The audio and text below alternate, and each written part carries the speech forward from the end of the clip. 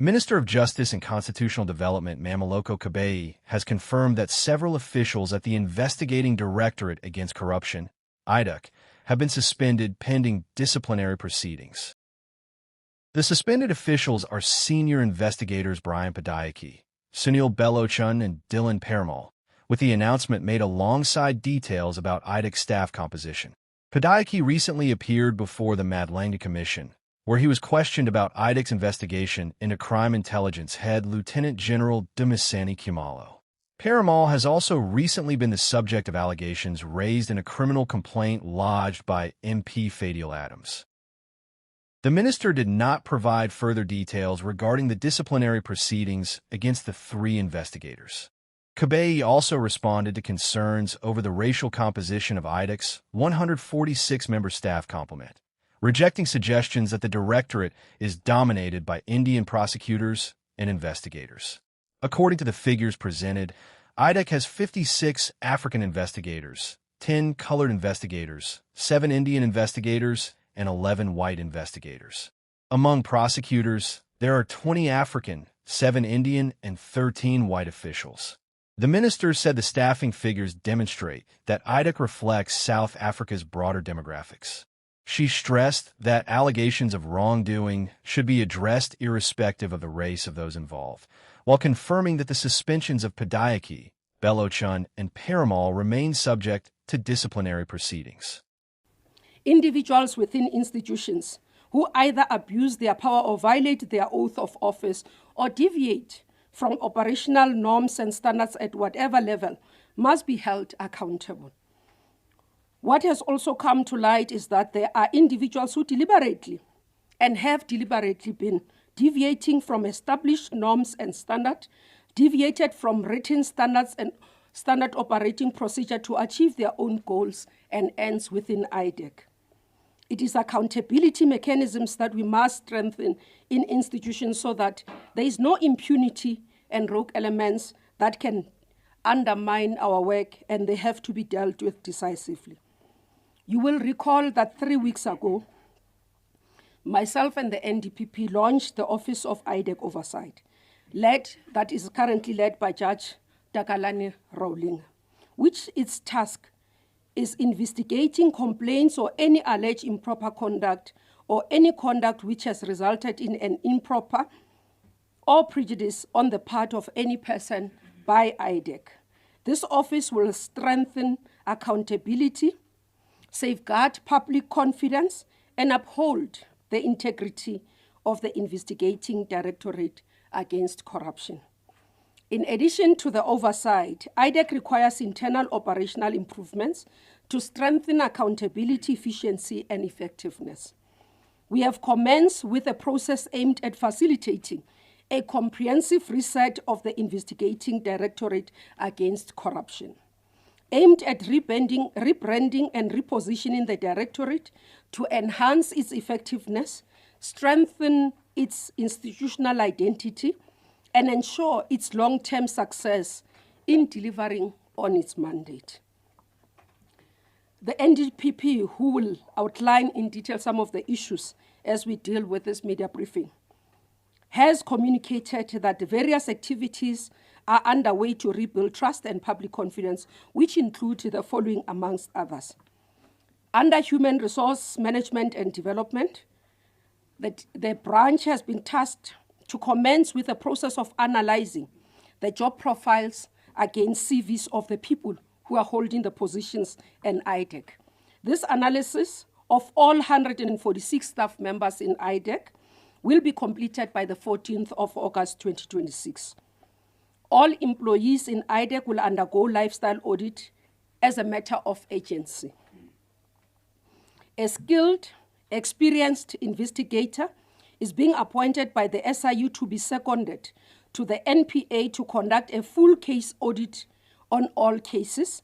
In the interim, the NPS is finalizing the consideration of the CID cases enrollment.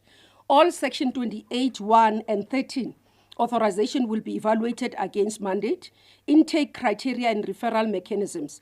There will be an evaluation of all cases currently on the court roll to ensure that people are correctly charged. NDPP will outline in detail as these are his areas of operation. A process to improve operational management of the Directorate is underway, which include a review of standard operating procedure and related issues.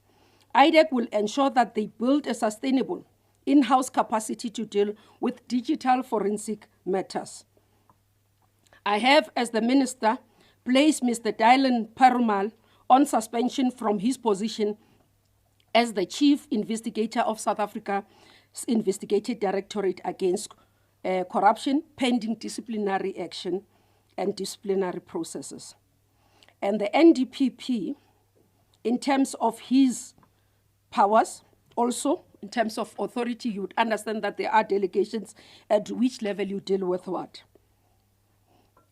has started a disciplinary process for employees within the purview of his purview who have been found wanting at IDAC, and that has commenced.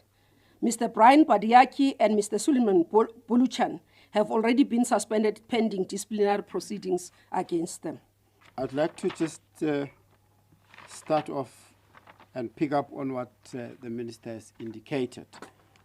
There is a common thread around how we're going to hold, or how is the former head of IDAC going to be held accountable. And not just her, all those where there is evidence pointing to wrongdoing, they will be held to account. That is why you have seen, the immediate suspensions that has kicked in, those that we have referred to. And everyone where there's evidence pointing to wrongdoing, there will be consequence management.